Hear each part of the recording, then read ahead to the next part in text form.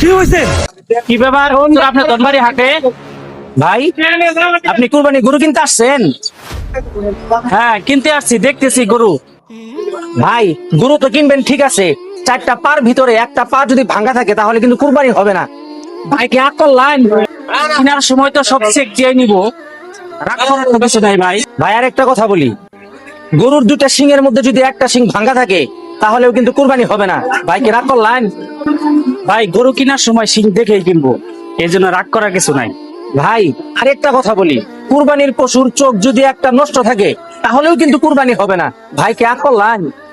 কুরবানি পশু কেনার সময় অবশ্যই চোখ দেখে কিনবো, এটা রাগ করার কিছু নাই। ভাই আরো একটা কথা বলি, কুরবানির পশু ক্রয় করার পরে রওনা করতে হবে, যদি রওনা না করেন তাহলে কিন্তু কুরবানি হবে না। ভাই কি রাগ করলেন? না ভাই, আপনি তো বলছেন ভালো কথা বলছেন, আর আগের তো কোনো কিছু নাই ভাই, অবশ্যই ভালো কথা বলছেন।